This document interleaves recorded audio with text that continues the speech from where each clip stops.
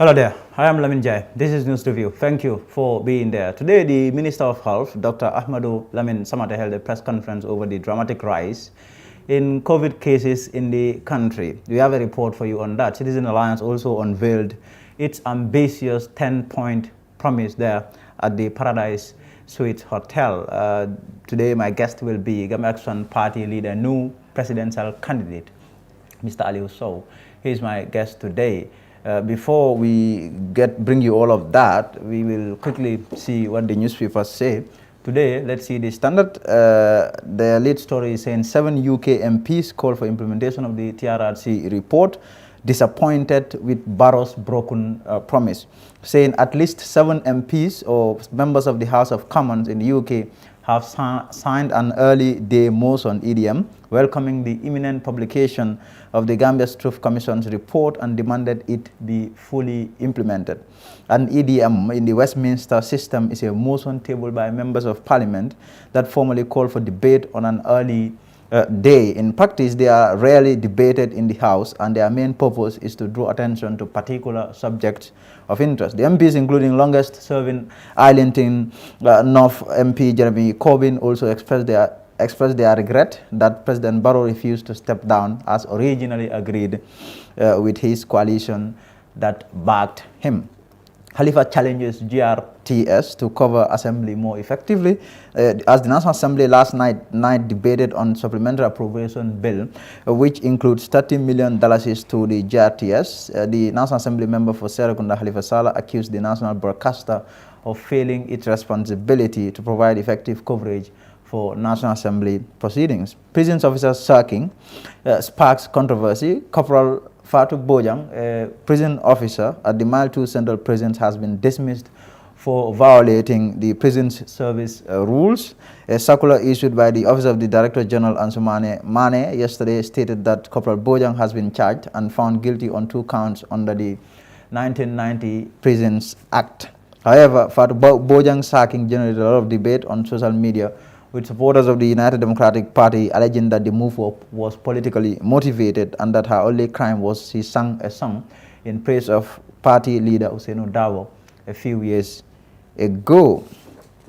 The Point newspaper is reporting that Barrow to receive final report in September. Well, he was supposed to receive the report tomorrow, that is the July 30th, and that has now been abandoned. The TRRC would appear is overwhelmed by work there. They are yet to finish writing their report there, that massive report there. The Point is saying President Adam Barrow will now receive the final report of the Truth, Reconciliation and Reparations Commission report on 30th of July 2021 there. So now the other story on the Point is saying Minister of Health receives $31 million worth of medical equipment from China in response to the Minister of Health request for support to ensure availability of personal protection or protective equipment at facilities, especially for frontline health workers. The United Nations Population Fund in the Gambia, that's UNFPA, with funding from the People's Republic of China aid on Wednesday, 28th July 2021, procured 400,000 gloves for the ministry at the Medical Central Store in Kotu. Well, every now and then we hear people complaining that doctors are not even having gloves at the hospitals. Now they've got this support, 400,000 gloves. That's what the ministry has been helped with there. So we will take a short break and we will get into the show.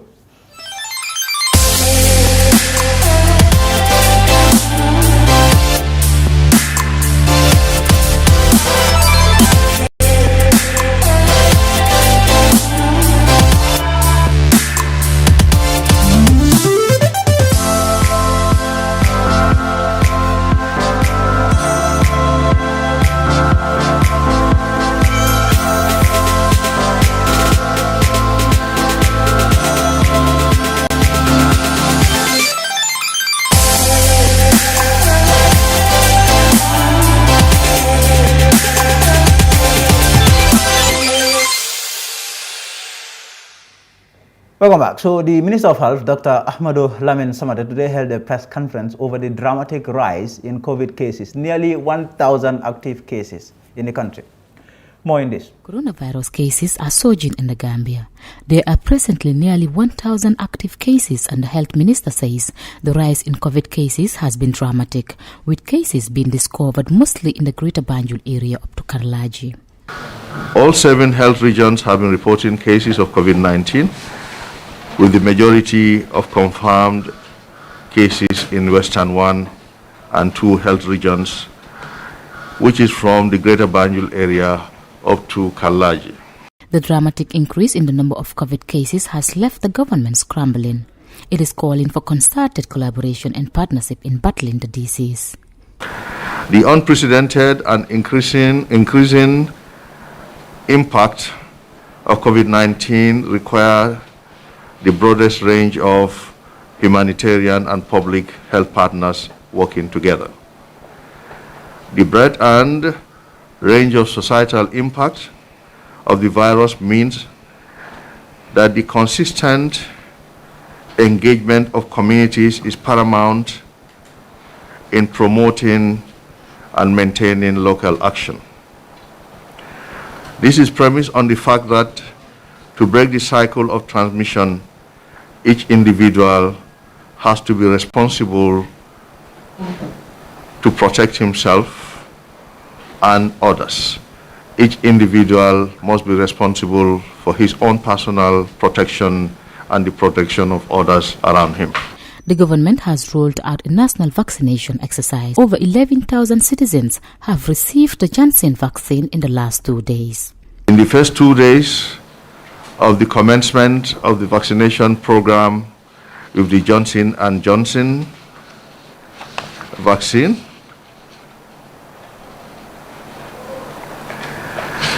over 11,000 individuals have received the vaccine within those 2 days. The sudden return of COVID has also seen the government reintroduce its mandate around face masks. A person must wear a face mask in all public places or risks paying a fine of $1,000. The minister, however, addressed the issue of face mask dealers letting people try face masks on their face before buying them. The general public is still reminded that the wearing of the mask, the face mask, is mandatory in public places. Face masks are necessary protective gears and should be worn properly. We urge all local face mask manufacturers to follow the approved production standards to offer safe and hygienic masks that protect the wearer and the general public. Locally produced masks must be washed thoroughly and dried before wearing. We advise mask sellers to refrain from the practice of allowing buyers to test the mask before buying. The press conference by the Ministry of Health was originally planned for Wednesday, but the minister was busy at the National Assembly, which caused a delay. Fatu Kamara reporting for the Fatu Network News Review.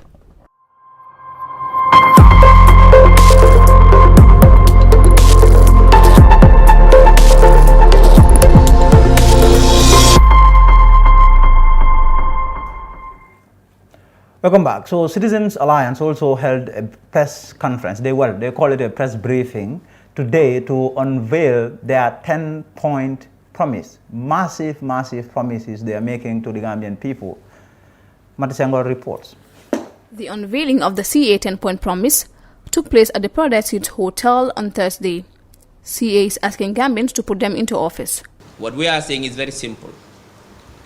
That Gambia elect us on December 4th. And when you do, we are going to do, in addition obviously to what is in our manifesto, which is more of a long-term blueprint, we are going to ensure we fulfill a promise that we call a contract with the Gambian people. There are 10 things that we promise that we will do in our first 5 years in office. And if we don't, you can hold us accountable. The 10-point promise range from building the nation's economy, create 100,000 jobs, 100,000 homes and agriculture. Number one, the Citizens Alliance government promises to diversify our economy, to drive growth and job creation. Not only that, we promise to reform the civil service and state-owned enterprises and to eradicate corruption. We are going to restructure NAWEC. NAWEC will be, I see a government will do exactly what? Because NAWEC has three components. Management. We'll change management. We are going to make sure that NAWEC is managed by competent professional private firms to make it more effective. We are making a commitment to create 100,000 jobs in the Gambia in our first 5 years. Not only that, we are making a commitment to progressively impose minimum wage in this country. Not only that, we are going to establish a scheme to expand women's access to finance. Promise 4, improve access, equity, and quality of our healthcare system and establish a national healthcare scheme. So we are not only committing to improve access by making sure we train more healthcare staff, the right training, by investing in primary healthcare to ensure that we have a scheme called Healthcare Where You Are. We need to build climate resilient society. And we have to build an adaptable systems to ensure we have an agricultural system that ensures it is around the year through rain harvesting and also through using both our underground waters and also our surface waters, which we have in abundance, and ensure that we improve access to private sector capital so that young people can engage in agriculture. This is a very bold and ambitious promise. I spoke to some experts who advised that we avoid giving numbers because we can find it very difficult if we don't achieve it. My answer is I am 100% sure and I'm confident that we will achieve it. That is why I am bold enough to say we are going to build 100,000 affordable green homes for low-income earners like you, the journalists sitting here today. CA says it will fulfill all its promises, and if it doesn't, Gambians can kick them out of office. Li mo dicté bo xamné Citizens Alliance mu ngi ko def diko jox doomi réew mi ne leen ne so lañu sanilé 2021 bi lañoo defal Gambia suñ ko defutee suñ ñu waré 2026 ñu ñaanaat leen liggéey pour ngeen jëlaat ñu liggéey bu leen ñu ko jox. The presidential election will take place in December. CA will be one of the parties that will claim a stake. CA leader Dr. Sise even says if they make it to government, they will play their part as opposition leaders. They will still play their part as an opposition political party. And we don't think that will happen because we are highly confident that Gambians will have confidence in CA and vote for CA in December. That we don't make it to government, we will still play our role as an opposition. Not even as an opposition. I've always said before that we don't see ourselves as an opposition, we see ourselves as an alternative party. So we'll play that role to hold government accountable to the highest standards and provide solutions to them. Party chieftains such as Dominic Mendy all attended the event dubbed CA's 7th press briefing. For TFN News Review, Matu Senghor. TAF Africa Global presents the new Tulip Gardens. TAF Tulip Gardens is set to comprise service plots in sizes ranging from 220 to 570 meters square. Deposit as low as $83,600 is only. An 18-month interest-free payment plan with only 20% deposit on the service plots. Please contact 376-2333 or 776-2333. Free.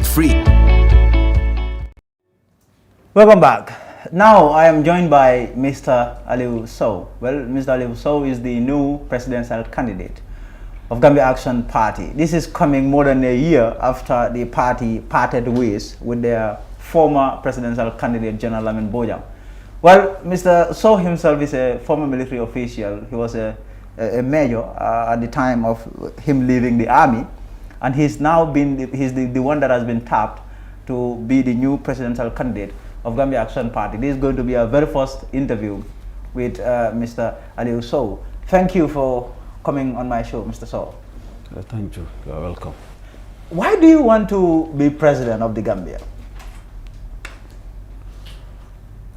Because I have a vision, and this vision like with that of GAP.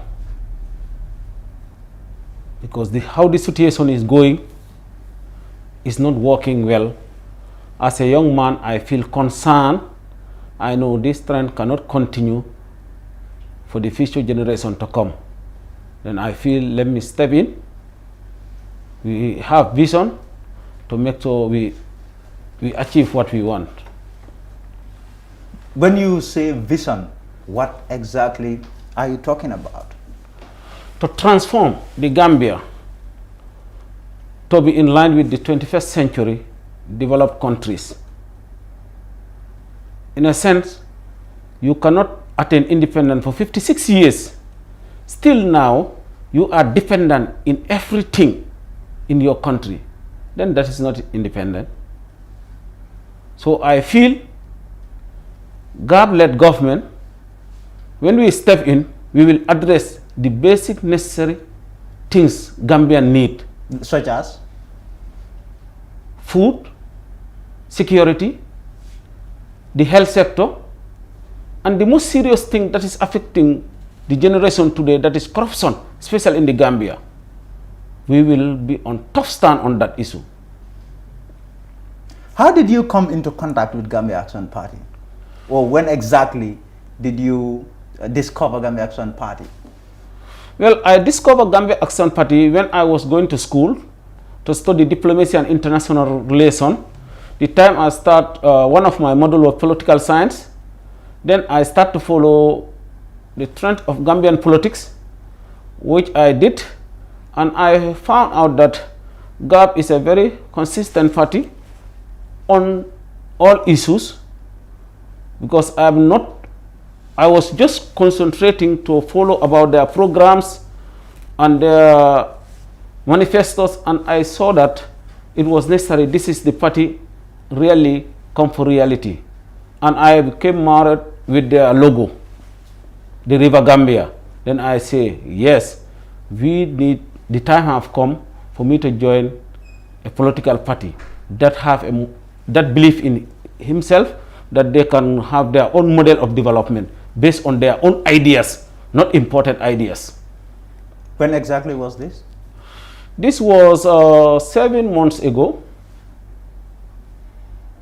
Now, I mean, you have a military background. I mean, I went through your autobiography, well, biography, I would call it. I didn't see anywhere where you had prior political experience. I mean, you were a military person, and then at some point you left the army. Politics, when did that come to you, you diverting or going into politics? When exactly did you settle on joining politics? You see, politics started from family level up to a level whereby you can start to analyze things and make sure that you can take decisions. So it was something which I was not part of openly, but I was in it, because I was closer to the former head of state, and my job and assignment was not based on military issue, because a soldier, you can do anything which is needed and or expected from you. Yes. Yes. So now here you are, leader or presidential candidate of Gambia Action Party.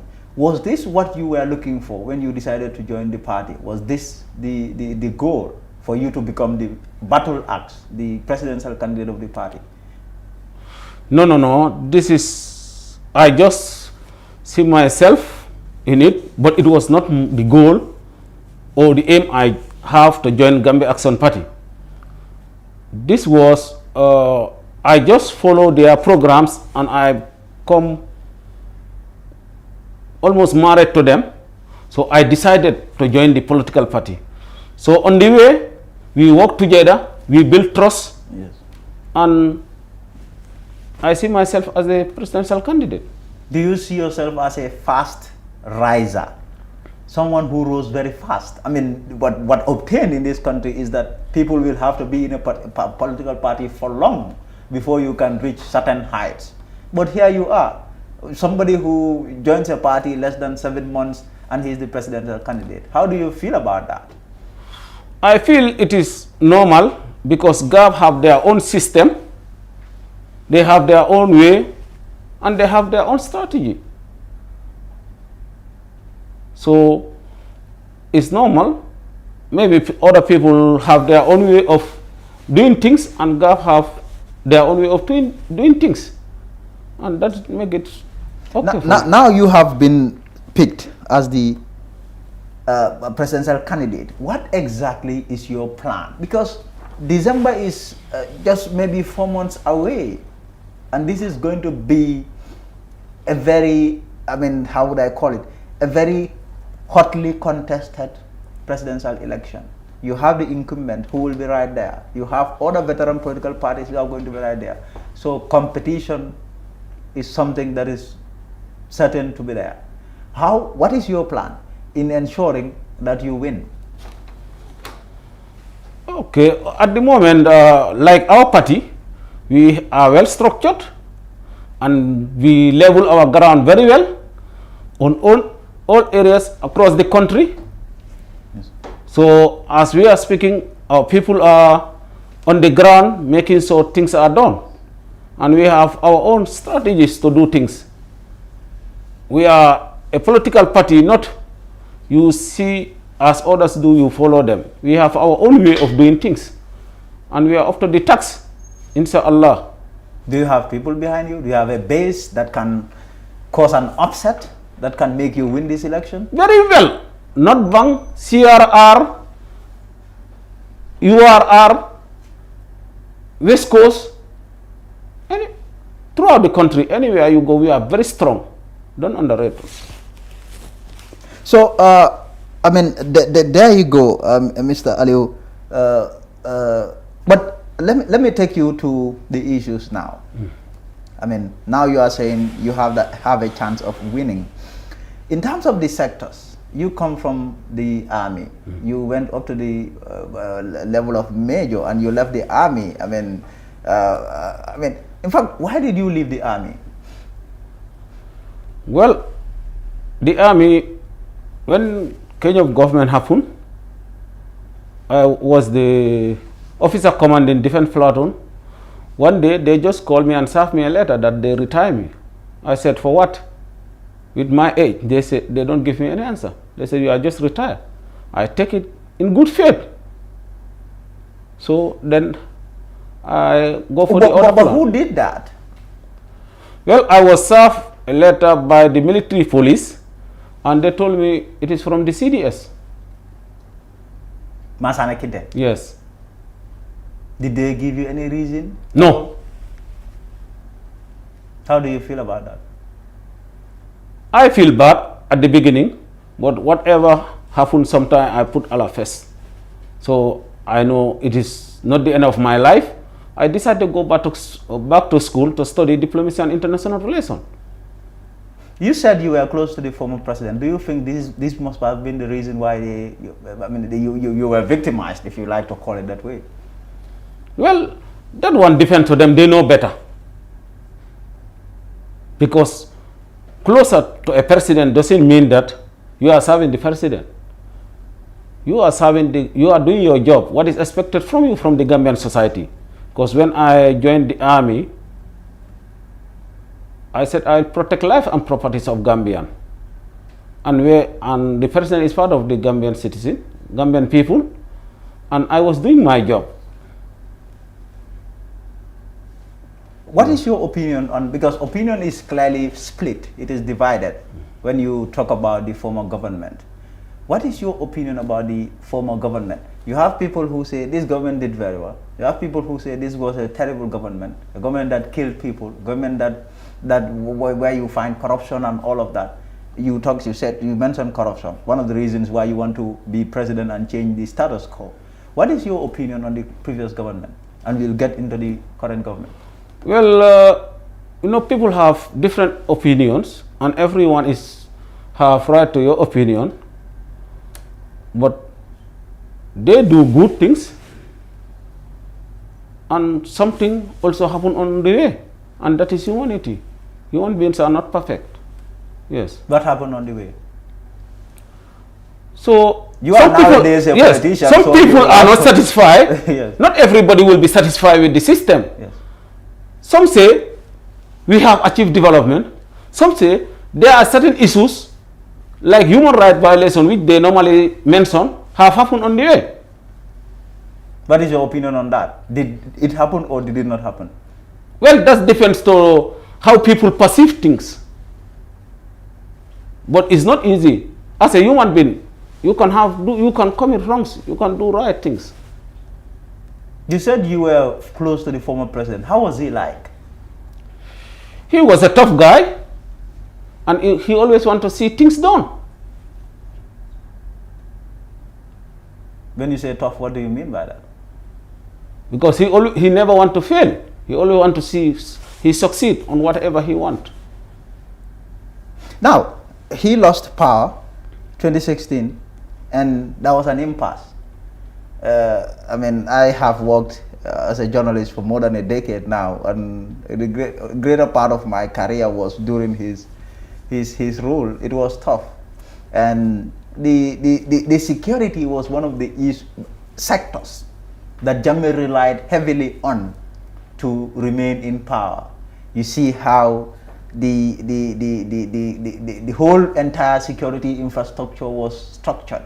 You could see that he was relying on them a lot, and you have security personnel who were really, really loyal and serving, well, they say serving the country, and serving to ensuring that his rule lasts long enough. That caused a lot of problems. Now we've seen what this new government has done in terms of the transitional justice program vis-a-vis the TRRC. You have people, soldiers, wearing uniforms, sitting, saying, we murdered people. And you said the role of the security is to serve the country. How do you see that? The issue of security people doing things that really are wrong. You see, in life, what is wrong, in my eyes, is always wrong. Yes. Regardless who committed. Yes. But the area where I was serving, I was just concentrating on the duties assigned to me, and which I did to the best of my ability. Regardless, I was closer to the former president. Yes. Those are the farms. Is it yes, the and farms? other activities around him. Yes. Yes.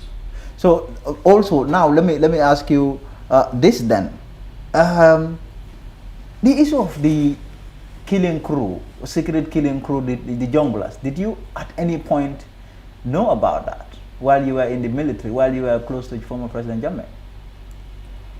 You see, the military, everyone have a role to play. And what doesn't concern you, you don't even talk about it. You just concentrate on the duties assigned to you, and which I was doing. And then that was it. That's what it is. Fair enough. Now, the new government took over after the fall of former President Jammeh, and that was security sector reform. And maybe this so-called security sector reform is even what led to you being removed from the military. Maybe.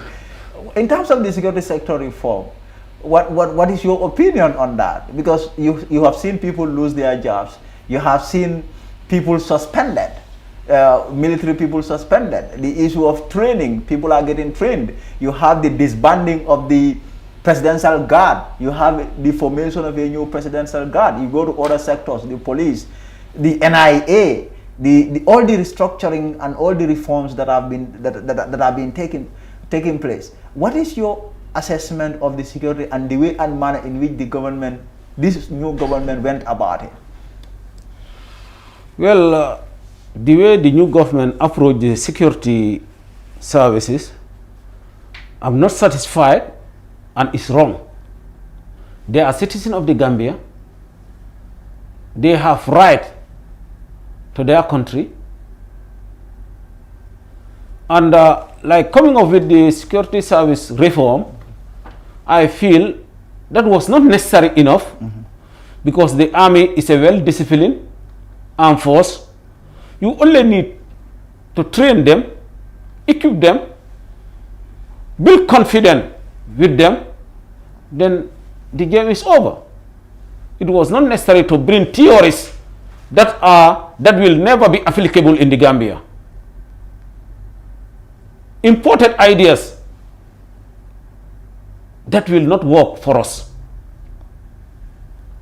And this is something that led to all this security uncertainty in the country.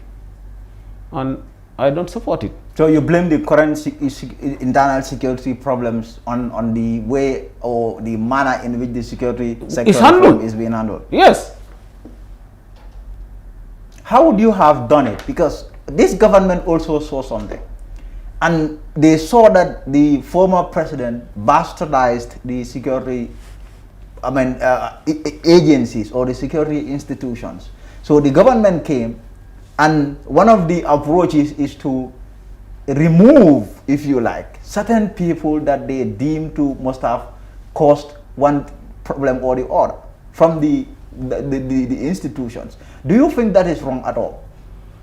Their approach should be, they would have used a better system to handle things, because the security situation in the Gambia, there were factors surrounding it, both political factors and the main actors of the government, that is the government.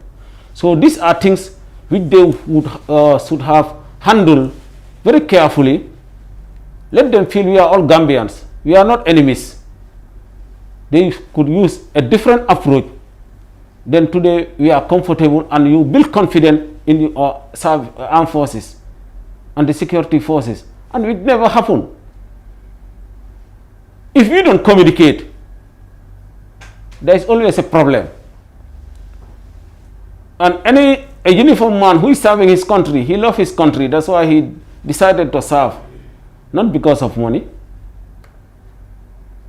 So really, the way they handle the security services in the Gambia is wrong, and it's totally wrong. I really condemn it. They could have used a better approach to handle the issues. Talk to us about that. When you say better approaches, what do you, what would you want to see? Immediately the government came to power, they should try to win the confidence of the soldiers. Let them be comfortable. I will tell you one thing, soldiers, military men are just like kids. You can, if you approach them, you get them. Because there is no serviceman who take an oath that I will just serve an individual. If you go to the archives of the NI now SIS, you will see every serviceman swear that I'll protect lives and properties of the Gambian people. And whosoever is elected by the Gambian people, obviously the servicemen have to do their job. But they don't owe anything different to that person other than to serve. And they were doing their job and still doing their job. So in service, I mean, you have a lot of experience in military and security matters. In service, is it proper or is it correct for a serviceman to comply to an illegal order, to do something which is clearly against the law? That is automatically wrong. That is automatically wrong. That is what this government and a lot of critics of the former government accused the former government of giving soldiers illegal orders and these soldiers implementing those orders or executing those orders. Those are, I just see them as an individual problems, because you as a soldier should know better that what you should do. Because I can take myself as an example. I was closer to him, to the former government, but today I'm the most comfortable ex-soldier in the country today. Well, at least I did not see you at the TRRC. Well, the public is watching, they know, you see. Well, I did not see you there.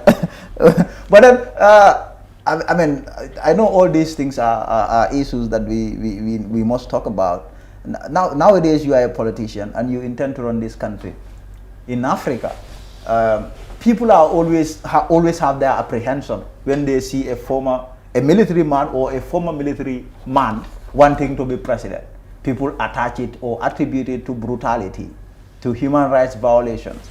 They simply do not trust people who have military background or experience to be their leader, because they think when they come, they're going to seize their rights, they're going to brutalize them, they're going to rule them with an iron fist.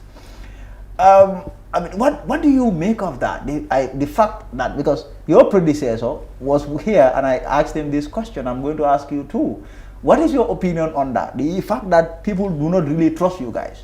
They think you guys, all you know is violence, violence, violence. And if you become the commander-in-chief, it's violence that you're going to rule by. Well, that is the people have right to their opinions. I don't object to them. But I can give them example of people, military men, whereby at least today people are celebrating them. Thomas Sankara was a military man. But in a short period, he transformed Burkina Faso. Presently, everybody is talking about Rwanda. And he's a military man. If you look at Nigeria, Buhari was a military man. He overthrew a government, but later, now he's the president of Nigeria. You see, these are concepts, and the military men also, they are citizens. They have their right. They feel also, I can give this to my people. And that's all. How will you run Gambia? I will run Gambia based on the constitution of the Gambia, regardless of ethnicity. I will be tough, but I will be human, because things have to be done. There is no country on earth now who will say, let me wait for Gambia for development. We need to have our own model of development based on the environment, the reality on the ground, and which I know I can deliver to the Gambian people if I'm elected come December, inshallah. What is your opinion on the 4 years of President Barrow? I mean, here too, people have various opinions. People think he has done well. Those at least that are on his side, and you have those that think he's done a terrible, terrible job. What is your opinion on him? Well, for me, he failed us, because a lot was expected from them. As a leader, you need to take a tough stand to address the needs of your citizen, and that is not happening. Yes. Yes. Look at the health sector. Corruption on the rise. People are scared, even in their houses. You cannot protect them. What type of leadership are you advocating? Or what type of leadership are you telling the society? These are issues they really failed the Gambian people. And Gambians need to take a tough stand on this. If you cannot deliver 5 years, they kick you out, someone comes. Because countries who are architect of democracy, they started it. When you don't deliver, even one day, they can another man come until they really get the correct people to rule them. And that will happen here also. So you think he should go in December? Inshallah, he have to go. We cannot continue in this situation. He have to go. He must go, inshallah. He must go. Now, and it is you who is going to make him go, right? Inshallah, God. God will make him go. Yes. Interesting. Now, I mean, in your, let me. I know you were born in Chedi Wolof, Upper Badibu, North Bank region. You Mintekunda Primary School, Farafenyo Senior Secondary School, and then I mean that's just your. That's not very relevant now. We'll put this out so that people can really know you, because it's important that people know who you are as one of those political leaders these days. Now let's talk about the political situation in this country. We are heading into elections, and we know there's been a lot that has been going on. The IEC is making a lot of movement. Voters have been registered. Close to 1 million people are going to vote in the election, a high stakes election. Then if things were things, a new constitution was what Gambians were going to have in December while they were voting. But that, plan was aborted. In terms of some of those things, some of the preparation, new constitution wise, now we have the 1997 constitution, voters getting registered, all the political parties making their movement. I mean, what do you read in terms ahead of December? What do you read? Because there's a lot of fear, a lot of apprehension that things may not really go well. We have a pandemic over us, yet people are busy with their politics. People want to win by all means. We've seen how political parties are going about this election. What do you see as a political leader? Well, about the pandemic issue, that one we have seen in European countries, they do their political issues during the COVID-19, and which every citizen voted. So then Gambia is not an exception to use COVID-19 for any other issues. So you mean we have to go into elections even while we have COVID around? Yes. As in other countries? It's other countries. That's all. So in terms of the political parties, what we have seen is there's been a lot of movement, a lot of talk. NPP, APRC are going to form an alliance. I mean, you have UDP, you have other political parties making their own political movements and calculations. What is your opinion on all of that? For example, NPP trying to work with APRC. Well, that one, as a party, GAP, we have nothing against that, because all political parties, they have their own rights. They have right to their opinions. They right to join anyone they want to join. GAP, we have nothing against that. How about GAP? Are you planning or working on any way of working with a certain political party? Alliance, merger, call it what you will. At the moment, we are just focused as a party just to move to GAP-led government. I have not also been seeing you holding meetings, rallies. Other parties have been doing that. Why are you not having rallies? Well, we are doing it because every party have his strategies. We are not doing monkey see, monkey do. We have our own strategies how to run things, and which we are doing. Yes. Yes. How are you doing it? What does that entail? Our people are moving around the country, making sport campaign, and we feel it's effective for us. Yes. You feel that is effective? That Very is well, very well. People Yes. into your party. Yes. How do you go about funding your party? Because that is also one thing that will be very critical in this election. Money. He who has more money than you will be able to cover more ground, will be able to reach places that if you don't have money, you may not be able to go to. Well, the issue now here, money is necessary, but we feel that's not necessary because money don't vote. Yes. Because we have seen Yes. people with money, they lose elections. Yes. So money is not an issue here. Yes. Here to build the confidence of the people who will vote.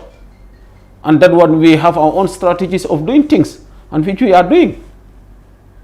Yes. Yes. So I know we will, as we get closer to the election, we will get to interviewing you more and more, and we'll get to learning more about you and what you have to offer to the Gambian people. The issue of the constitution, what is your opinion on that? This government wanted to build a new constitution that failed.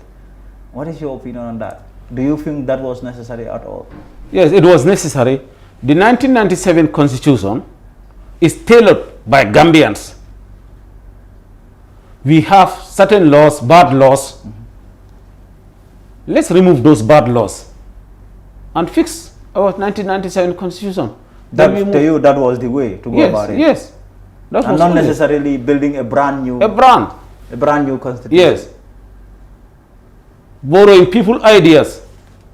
And you have to know our society, whatever you are building, don't think that don't use other countries as an example. Yes. Though it's necessary sometime.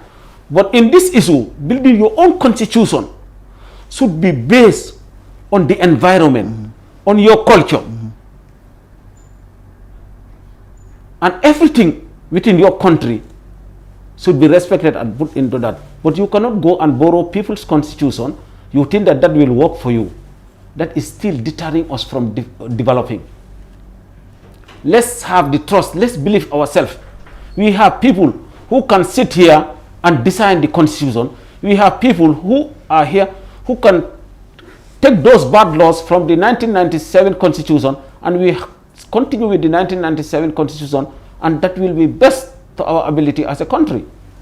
Let me ask you about, you are naturally someone that comes from a military background. I like asking you questions around that. The foreign forces in the country, ECOMIC, these people came here to help install President Barrow, but also to help the country to stabilize. They've been here more than 4 years now, and you have our army. I talk to them, they tell me, okay, we are happy they are here, but I clearly tell them that you are not happy. No country wants that, to have foreign forces doing job that you are supposed to do. What is your opinion on the economic forces in the country? I know personally, military men, they have discipline. They have the training to keep things in themselves. The situation was somehow in all different areas. You have to be honest to the Gambian people. But there is no soldier who would like to see his or a fellow soldier in your country, because there are so many implications in it. So the ECOMIC should leave immediately when the new government was in. Let him build confidence, trust between he and the security of the Gambian people. The foreign troops will never love him more than the Gambian people, the Gambian soldiers. So they shouldn't stay long. It should be even 1 month. He told them to withdraw and come closer to the Gambian people, the Gambian soldiers. But what do you say to claims that these soldiers or our soldiers were still loyal to the former president? What do you say to that? I dispute that, because there is no soldier who joined the army to serve Jammeh.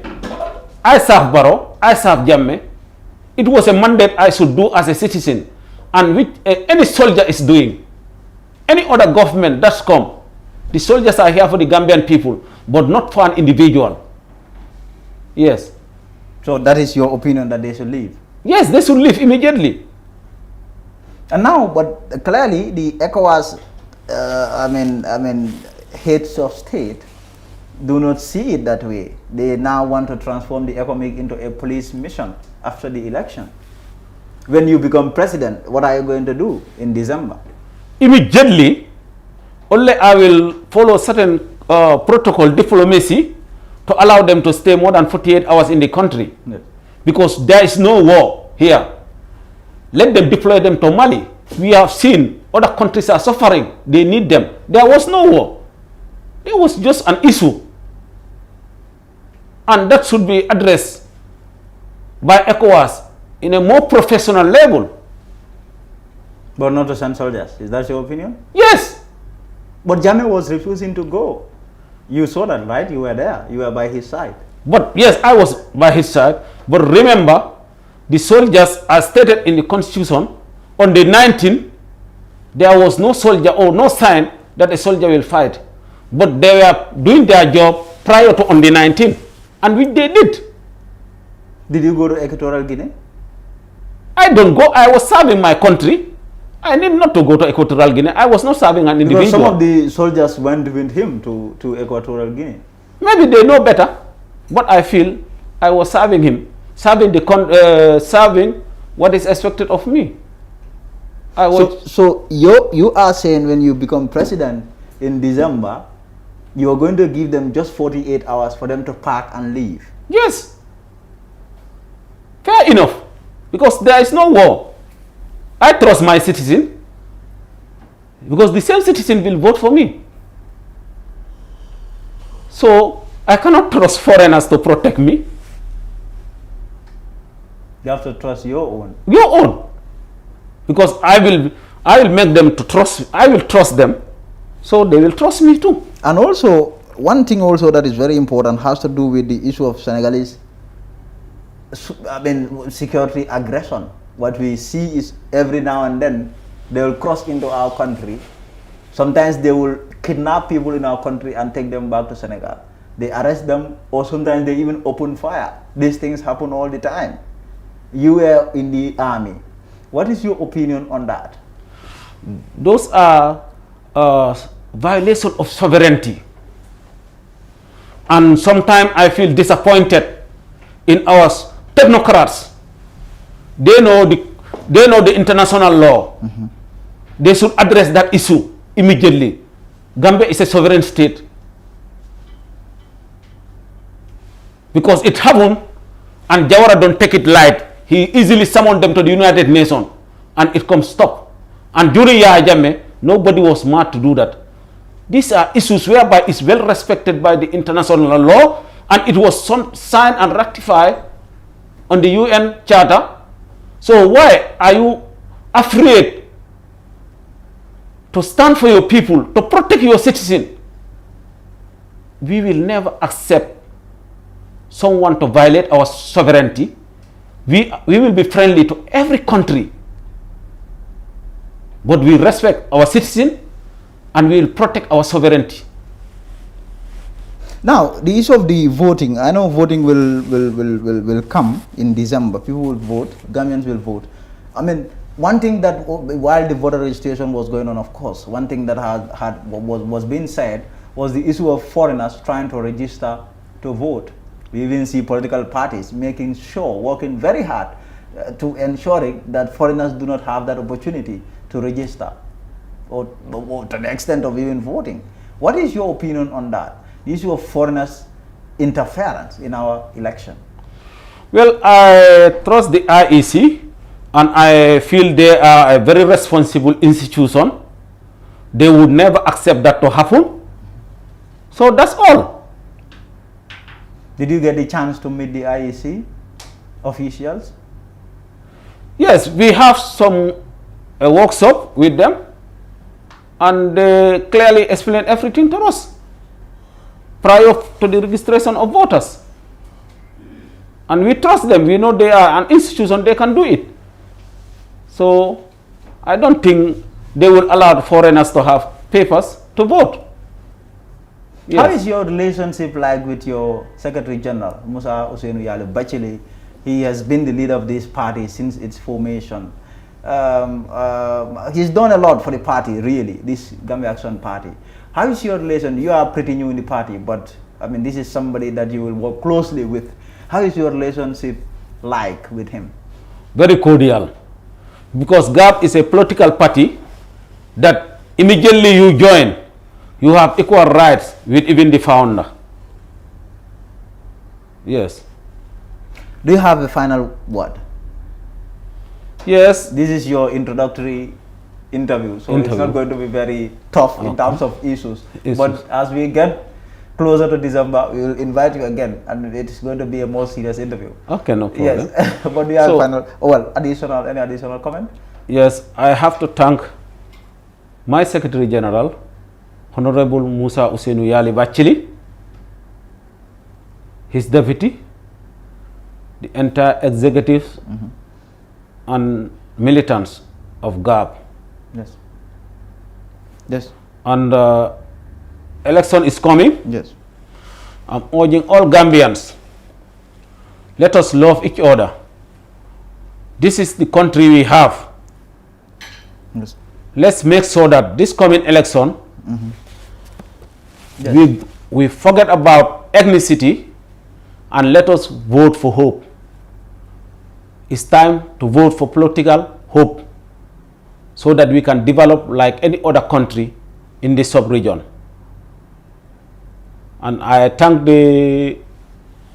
Njai for giving me the opportunity, the platform to come and have an interview with you. And to meet Gambians. And to meet Gambians, both in the Gambia and the diaspora, Yes. who are really ambassadors of our country. And we really thank them. They are concerned citizens, because if you follow them, they are more concerned than even some of us who are here. Because sometimes when you leave home, you always want to see Yes. your home, there is comfort. Yes. And I salute them all. Yes. Thank you very much, You always Mr. welcome. Aliu. So that will be it thank you. for this interview. Thank you very much, and we wish you all the best in your political career. Thank Allahu you. Amin. Thank you. Okay, thank you. So that is Mr. Aliu. So he's the new presidential candidate of Gambia Action Party. He was my guest today. Thank you for being there. That will be it for News Review for this week. We'll be back next week. Until then.